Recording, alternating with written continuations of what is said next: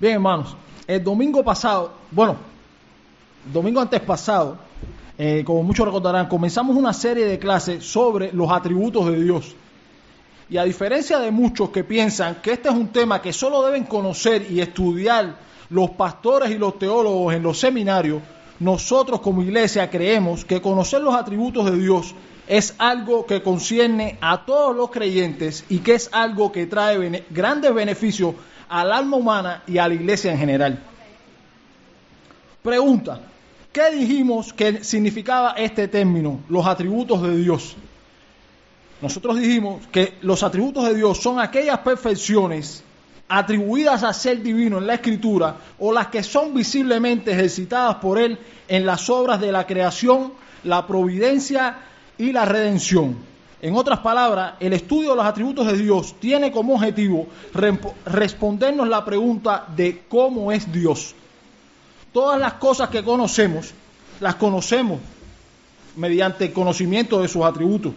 La descripción de cualquier objeto o ser consiste en la descripción de sus atributos.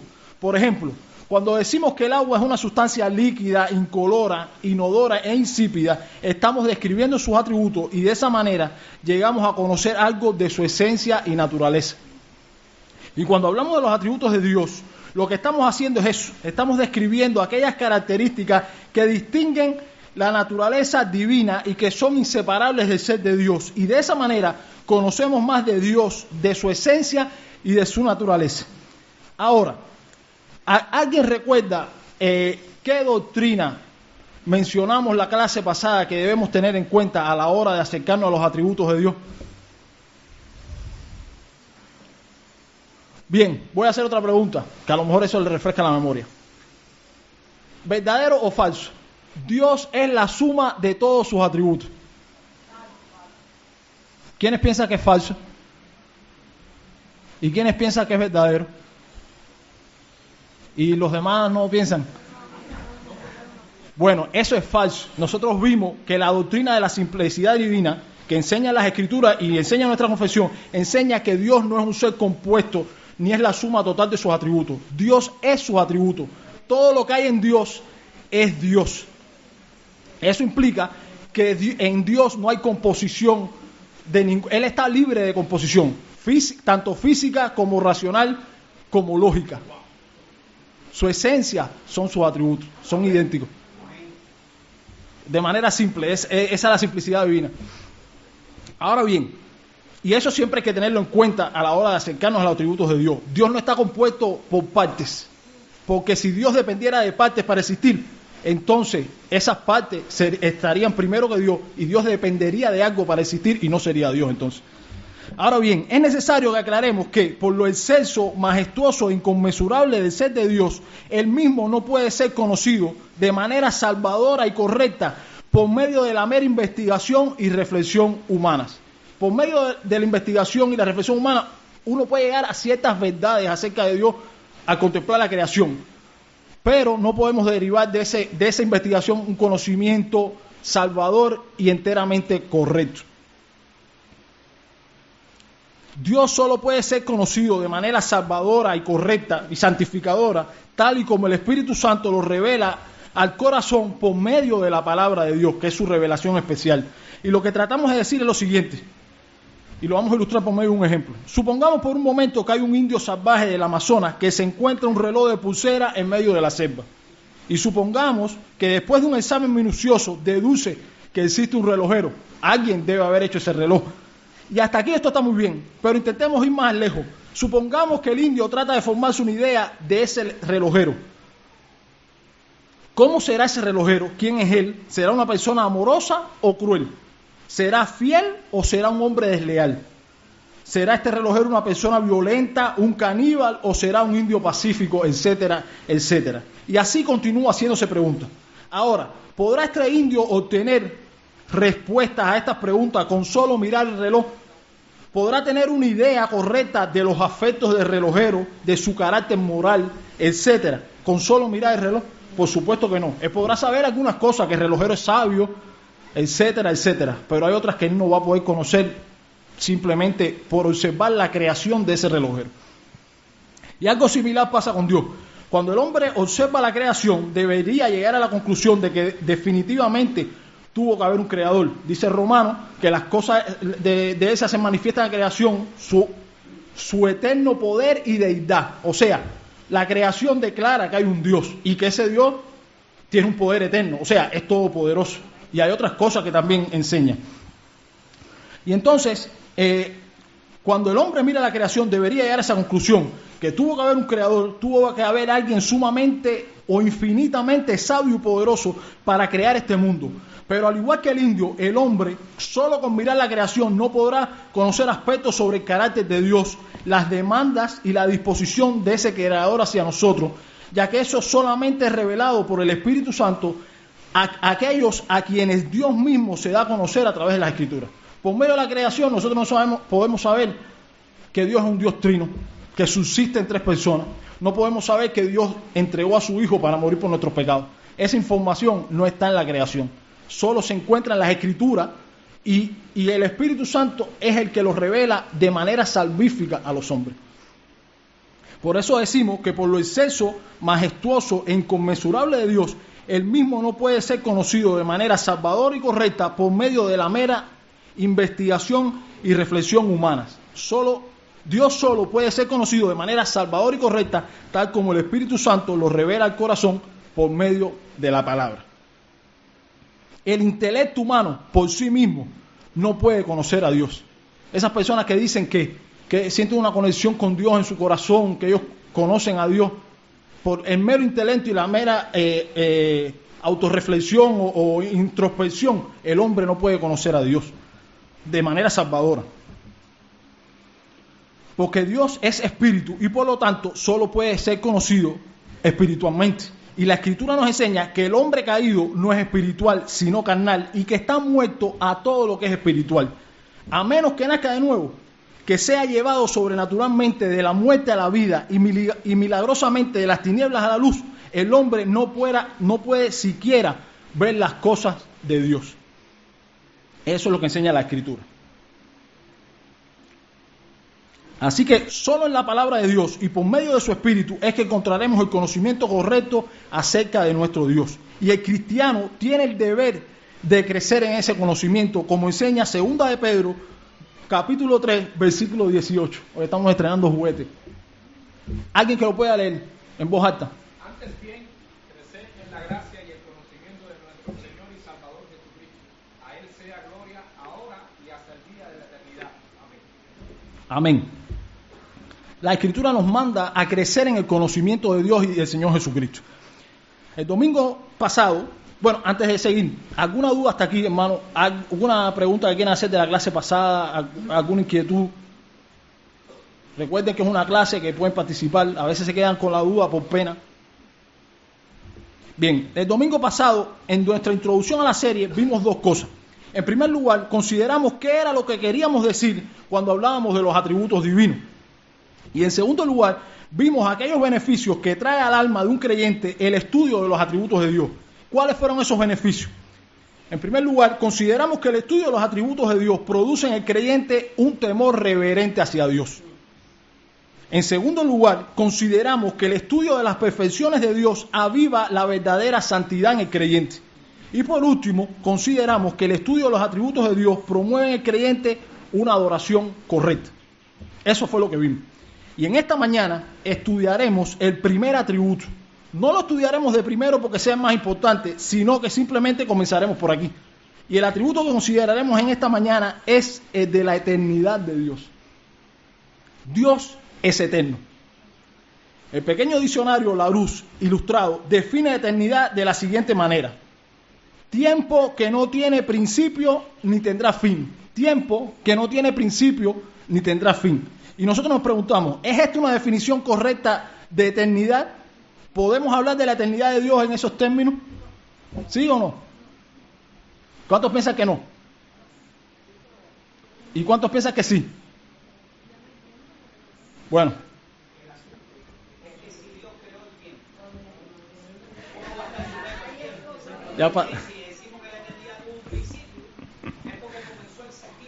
Claro. Ya el pastor me adelantó la mitad de la clase, pero bueno, es así. la palabra tiempo no va ahí en esa definición. Antes que nada, debemos aclarar que no creo que podamos llegar a una definición exacta del concepto de eternidad, por cuanto somos criaturas temporales que no podemos pensar en términos de la eternidad tal como Dios la ve. Nosotros solo podemos comprender lo que Él nos revela y de una manera bien limitada. Podemos llegar a tener una idea vaga y nada más. De hecho, el puritano Stephen Charnock enseña que es más fácil definir la eternidad de Dios en términos negativos que positivos. ¿Qué es lo que quiere decir?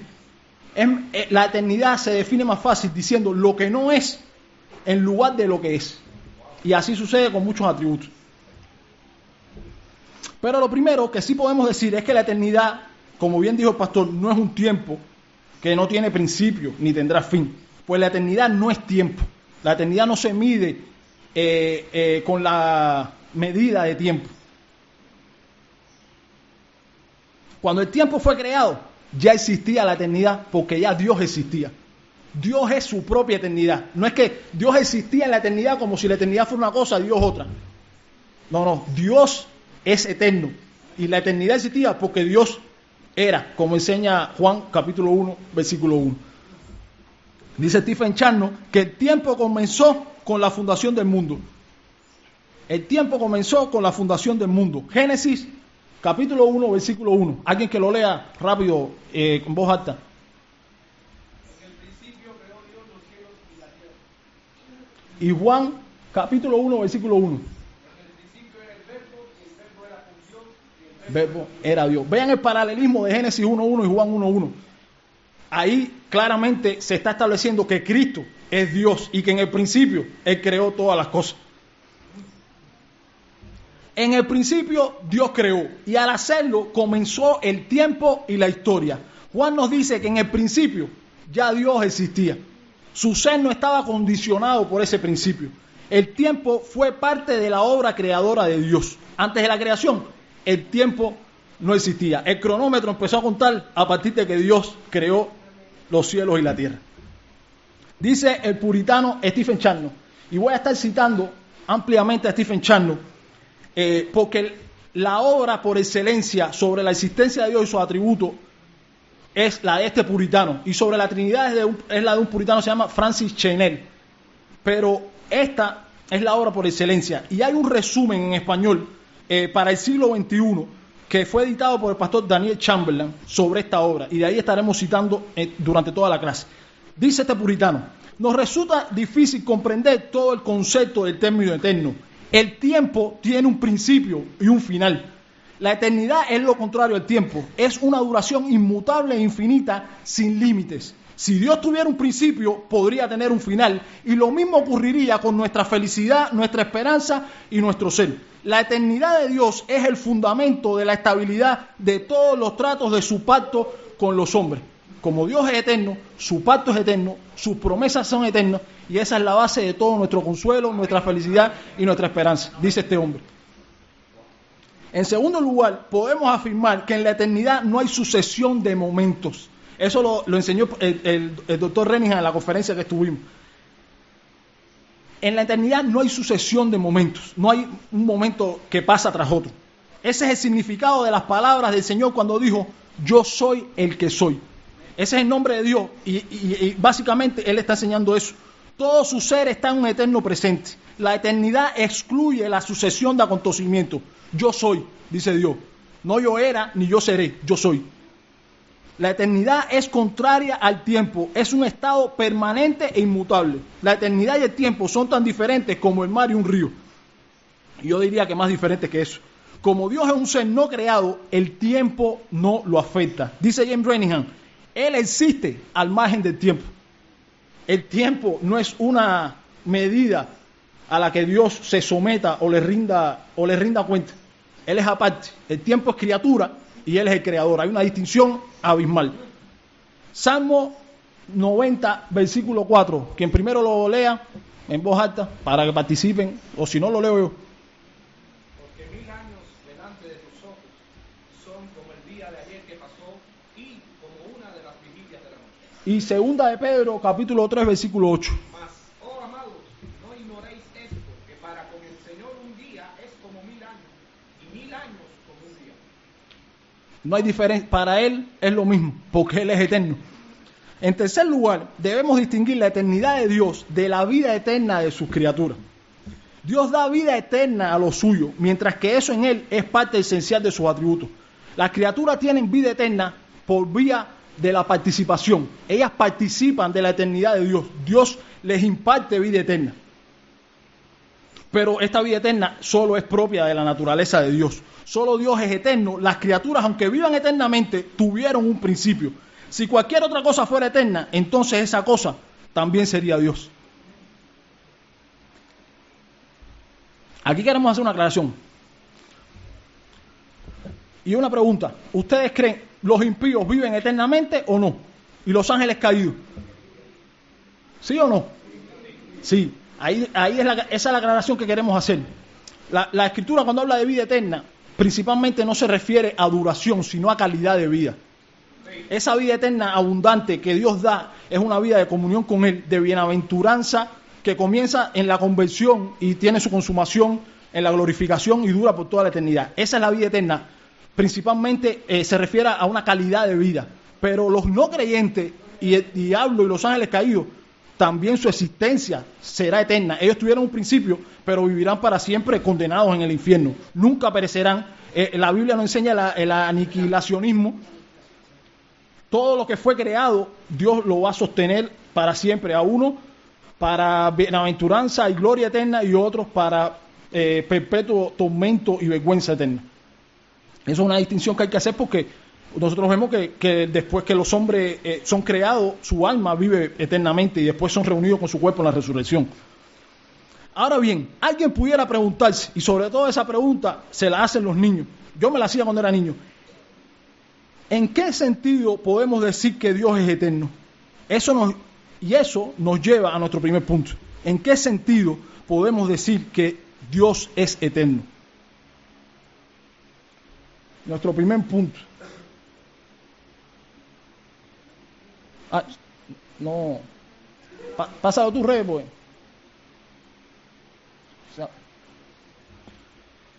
Bueno, nuestro primer punto. La eternidad de Dios establecida bíblicamente.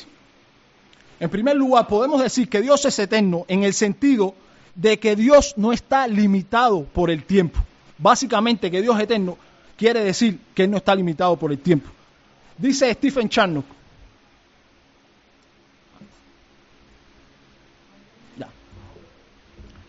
La eternidad es un concepto negativo. ¿Recuerdan lo que le dije anteriormente? Esto quiere decir que podemos definir mejor lo que no es que lo que es. Esto es cierto en muchas de las perfecciones de Dios. Debido a nuestras limitaciones como hombres, ser eterno es no estar limitado por el tiempo. Esto es cierto en muchas de las perfecciones de Dios, debido a nuestras limitaciones como hombres. Ser eterno es no estar limitado por el tiempo. Implica una duración que no conoce final.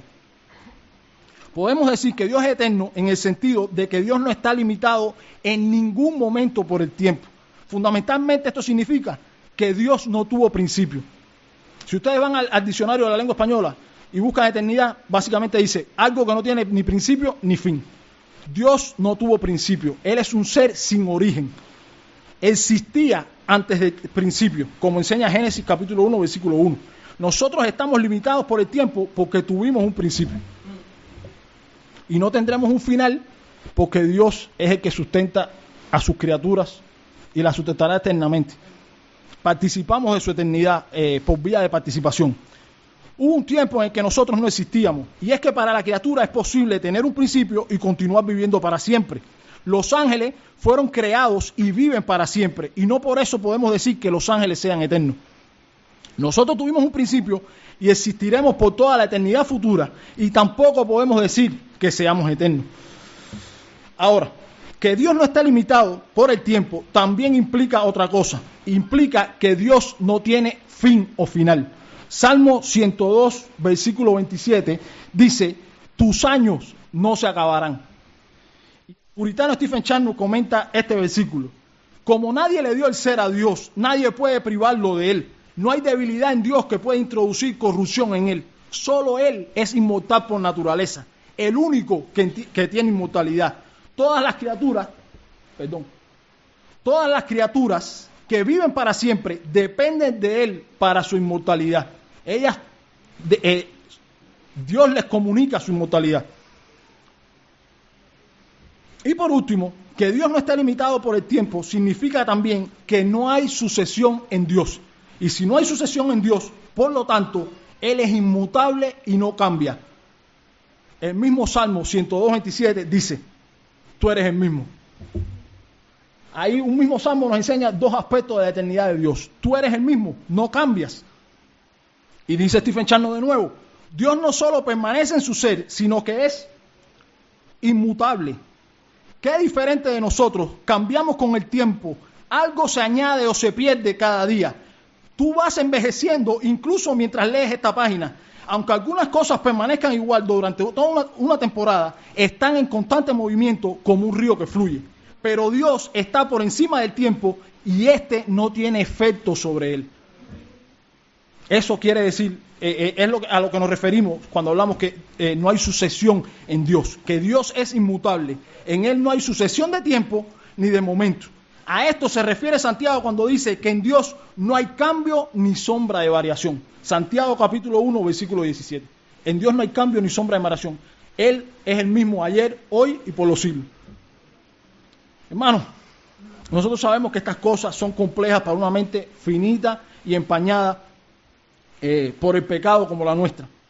Pues en verdad todo esto es un misterio que solo podemos conocer a tientas. Pero lo que nos enseña la Escritura es que Dios no está limitado por el tiempo. Y eso es lo que nosotros tenemos que confesar. Y a continuación les voy a compartir 3 pasajes que declaran la eternidad de Dios de manera clara. Si nosotros llegáramos un día a no entender lo que significa la eternidad de Dios, al menos deberíamos confesarla como lo declara la Escritura. Él es eterno porque lo dice la Escritura. Deuteronomio 33, versículo 27. El primero que lo lea. Sí, a ver, sin pena. El eterno Dios es tu refugio, y acá abajo los brazos eternos. Él echó de delante de ti al enemigo y dijo, destruye. Amén. Sus brazos son eternos, van a estar ahí para siempre para sostenerte. No hay forma de que Él te deje caer. Es lo que enseña ese texto. Salmo 135, versículo 13. Oh Jehová, eterno es tu nombre, memoria, oh Jehová, de generación en generación. Amén. Isaías 40, 28. ¿No has oído que el Dios eterno es Jehová, el cual creó los confines de la tierra? No desfallece ni se fatiga con cansancio, y su entendimiento no hay quien lo alcance, porque es infinito. Dice el teólogo Luis Berkhoff en su teología sistemática, la eternidad de Dios puede definirse como aquella perfección divina por medio de la cual Él se eleva sobre todas las limitaciones temporales, todas las sucesiones de momentos y goza de la plenitud de su existencia en un indivisible presente. ¿Qué nos está diciendo este conocido teólogo? Que no hay cosa que limite a nuestro Dios en cuanto al tiempo. Su ser no se ve limitado por el tiempo. Dios es infinito e inconmensurable. Él no puede ser medido en cuanto al tiempo porque es eterno y no tiene limitaciones temporales. Hasta aquí, ¿alguna pregunta? ¿Alguna duda? Seguimos. En segundo lugar, Dios es eterno porque está presente con todo su ser en cada instante de tiempo.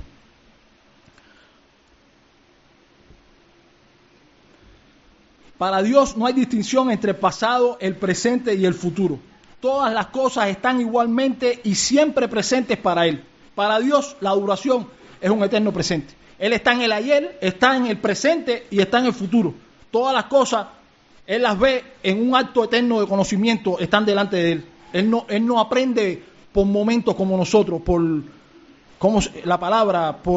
progresivamente. Él no aprende de esa forma. Él tiene es un acto de conocimiento eterno que Él conoce todo.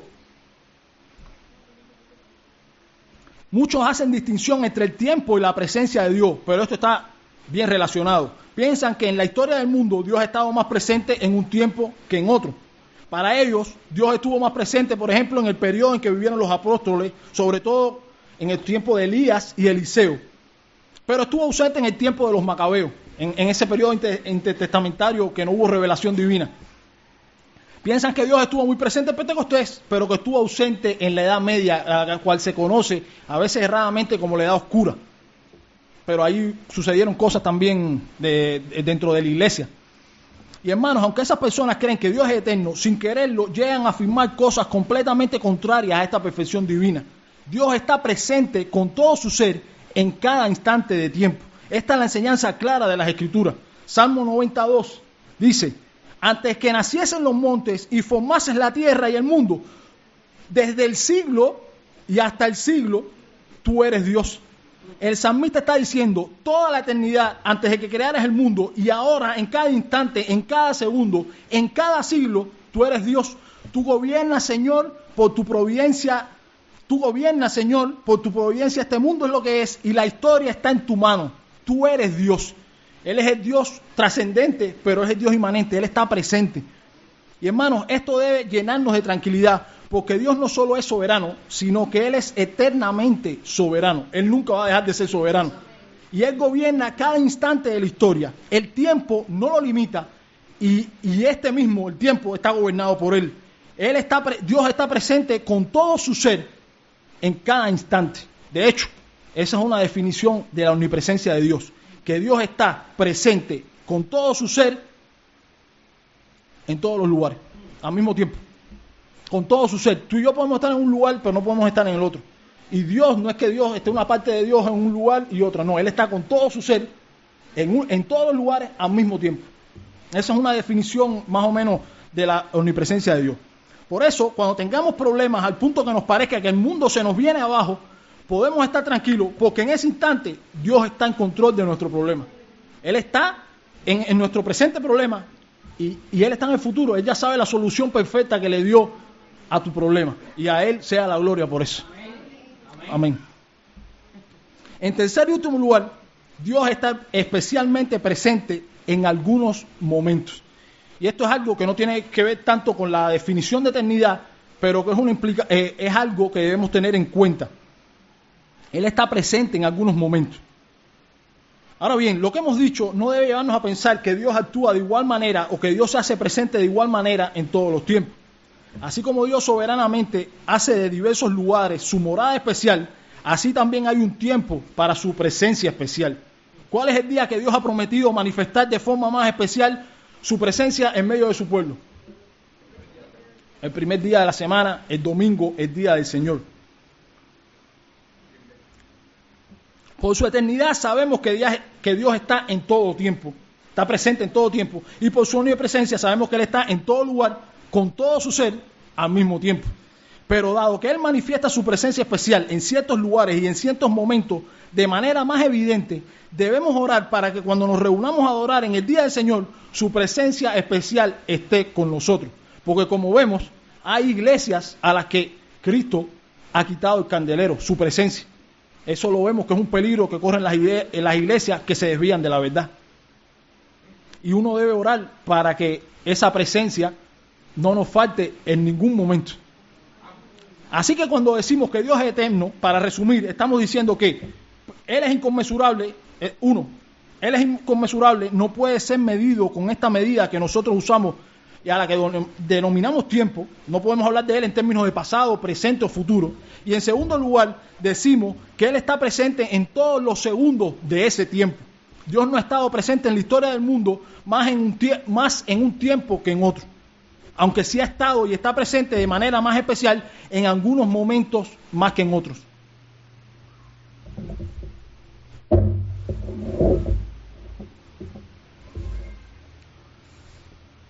Gracias. Ahora bien, hermanos, al escuchar estas cosas, debe llevarnos a hacernos una pregunta. Y esa es otra pregunta que se hacen mucho los niños y que nosotros quizás nos hemos hecho en algún momento. Si Dios es eterno, ¿de dónde surgió Dios? ¿Quién creó a Dios? Así preguntan los niños. Esto nos lleva a nuestro segundo encabezado, y que es otro atributo de Dios que vamos a estar viendo dentro de esta... que es la seidad o la autoexistencia de Dios. Ese es nuestro segundo punto. Y hermanos, la realidad es que nuestra mente no puede captar una verdad tan cierta como la del atributo de la seidad o autoexistencia de Dios. Dice el teólogo R.C. Sproul: Decir que Dios tiene existencia propia o autoexistencia significa simplemente que no hubo un momento en que Dios comenzara a existir. Él siempre fue, es eterno, no tiene principio ni fin. Nada hizo que Dios empezara a existir. Dios existe necesariamente. Nosotros somos contingentes. ¿Qué quiere decir eso? Que nosotros pudiéramos haber existido o no. Pero Dios, su existencia es necesaria. De hecho, usted busca seidad en el diccionario de la lengua española y dice el atributo que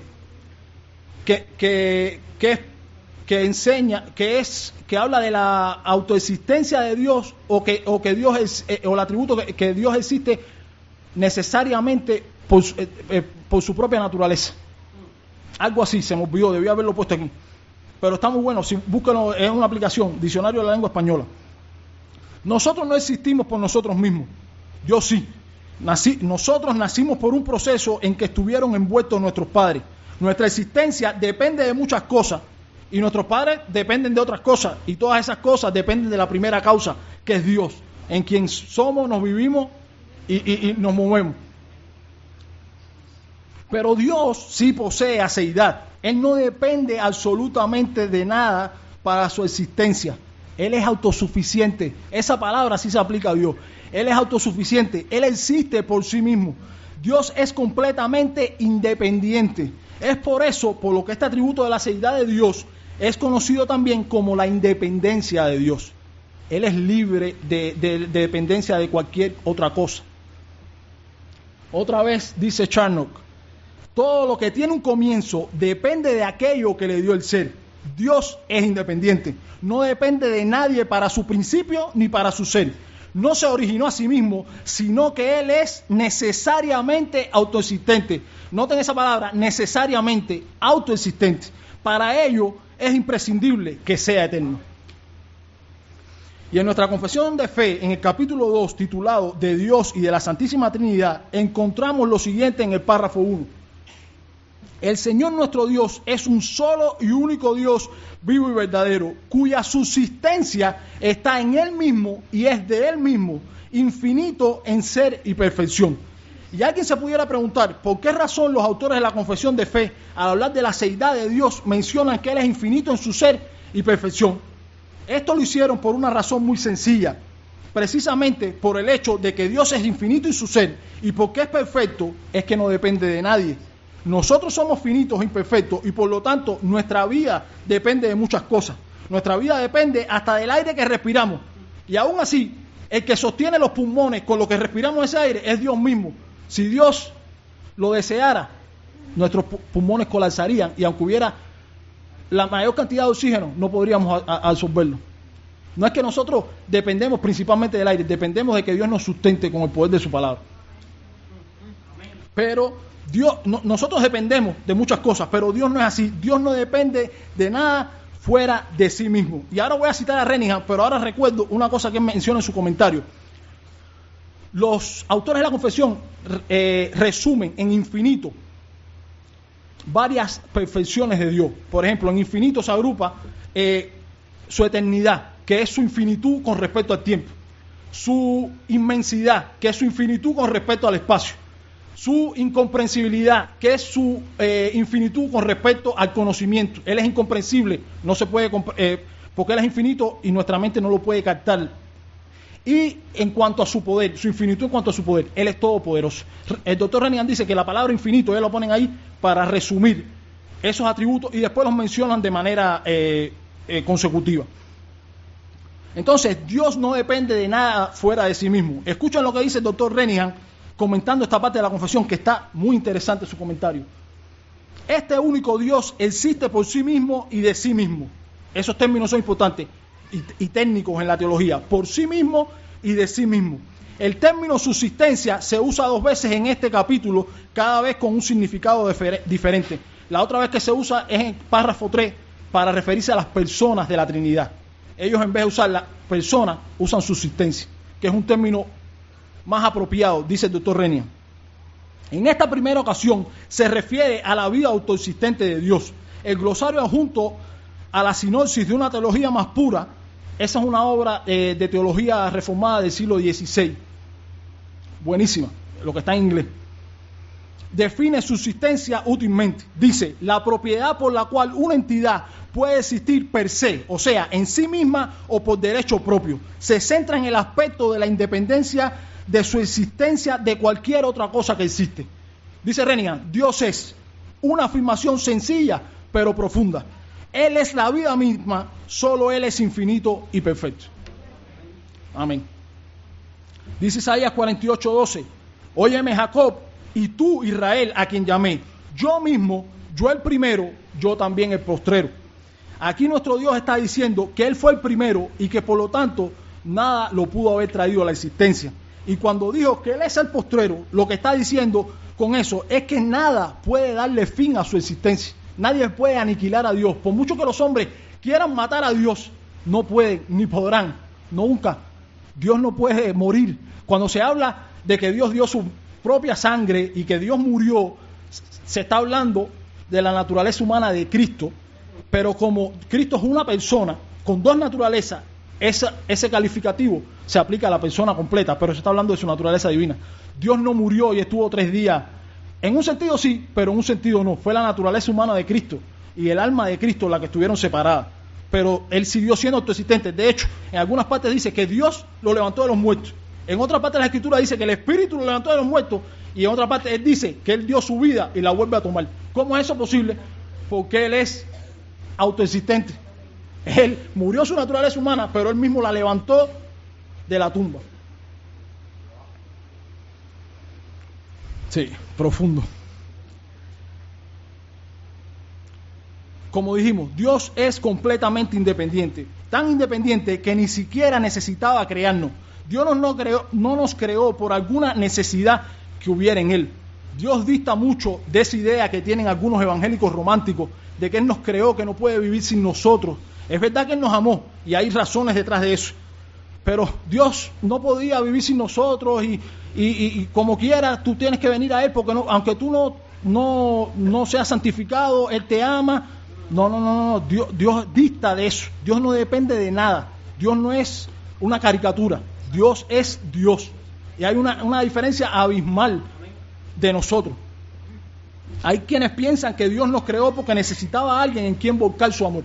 Él estaba necesitado desde la eternidad. Dios no necesitaba crearnos para tener a alguien sobre quien buscar todo su amor. Dios el Padre tiene a Dios el Hijo para buscar todo su amor perfecto sobre Él. Ellos se aman desde la eternidad. Y el amor, la unidad y la comunión que hay entre las 3 personas de la Trinidad es un amor, una unidad y una comunión perfectos y eternos. Siempre existió. Dios es bienaventurado en sí mismo. Él no necesita de nada para ser feliz. Nada puede hacerlo miserable. Él es impasible. Nada puede afectarlo en ese sentido. Ni dentro de Él ni fuera de Él. Él ama porque Él es amor. Y por eso Él decidió crearnos y dar a su Hijo. Pero no por una necesidad o algo que nosotros despertáramos en Él. Eso salió de su propio corazón eternamente. Ya estamos terminando. Si Dios no nos hubiese creado y hubiese permanecido solo por el resto de la eternidad, de cualquier manera, el Dios Trino hubiese estado satisfecho y completo en sí mismo. Esa es la pura verdad. Dios no estaba bajo coacción, obligación ni necesidad alguna de crear. El hecho de que quisiera hacerlo fue puramente un acto soberano eterno de su parte, que no fue producido por nada, sino por su propia y buena voluntad, ya que Él hace todas las cosas según el consejo o designio de su voluntad, como enseña Efesios 1, versículo 11. Sobre esto, Pin nos dice: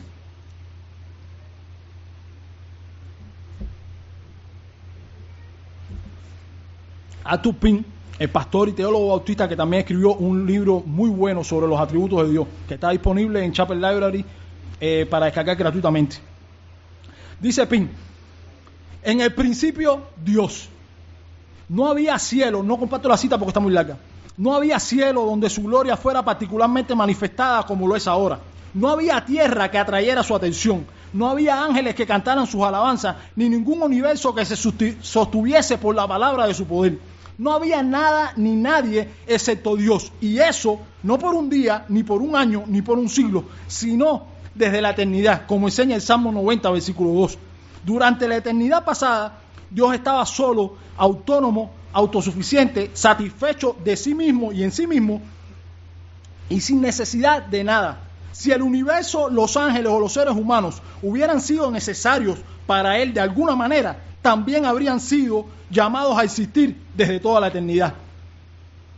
Esencialmente, la creación de ellos, cuando Dios los hizo, no agregó nada a Dios o a su ser.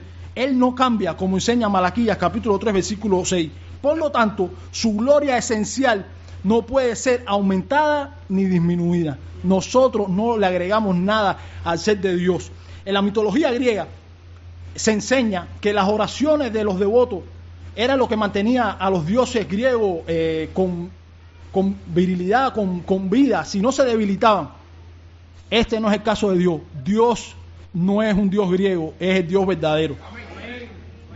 Y nosotros no agregamos a Dios. De hecho, cuando nosotros hablamos de darle gloria a Dios, nosotros no estamos añadiendo nada a su gloria esencial.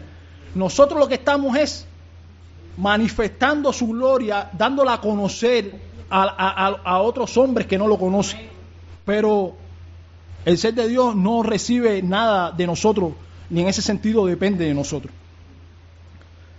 Bueno, hermanos, antes de ir a las aplicaciones, ¿alguna duda o alguna pregunta? Ya nos quedan unos pocos minutos. Veamos algunas aplicaciones. ¿Qué aplicaciones prácticas podemos extraer de estas verdades tan profundas para nosotros? ¿Será que estas cosas solo sirven para llenar nuestra mente con mero conocimiento intelectual?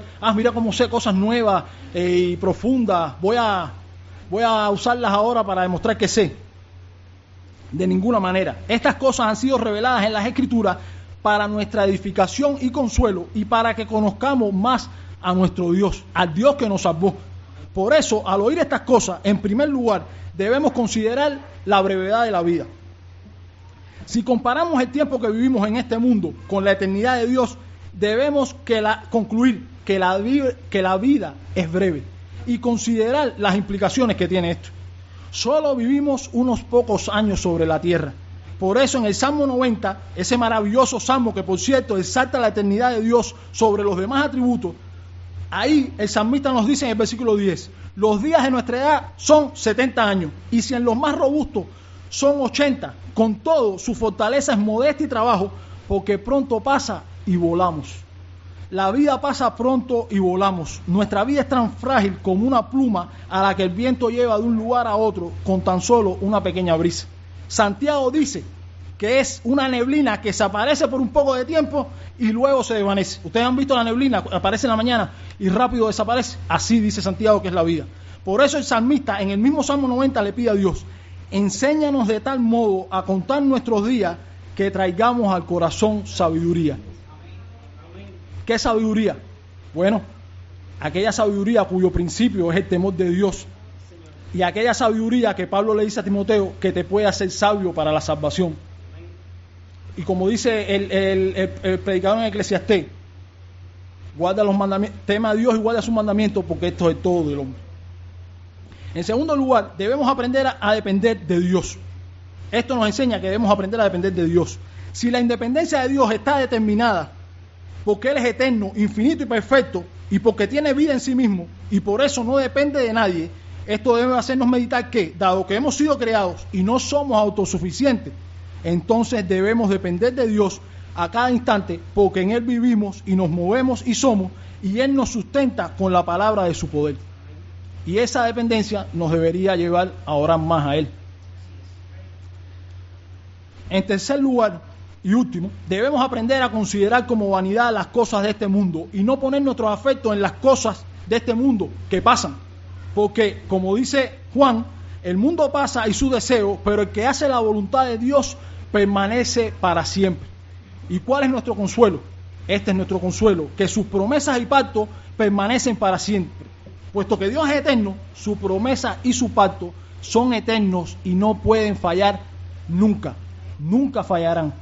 Nunca.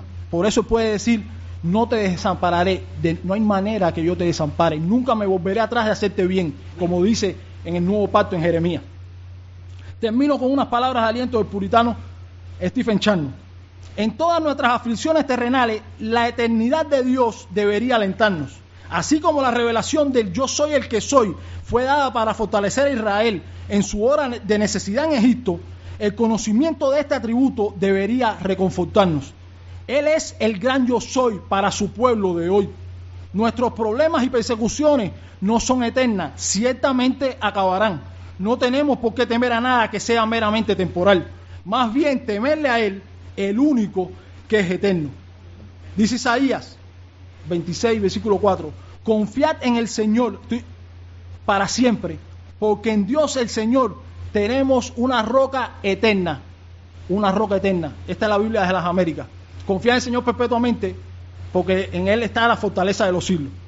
Y la Biblia, en la Reina Valera del 2015 dice, porque Él es la roca de la eternidad, como aquel himno que cantamos. Confía en Él siempre, porque Él es una roca, un refugio eterno. Amén.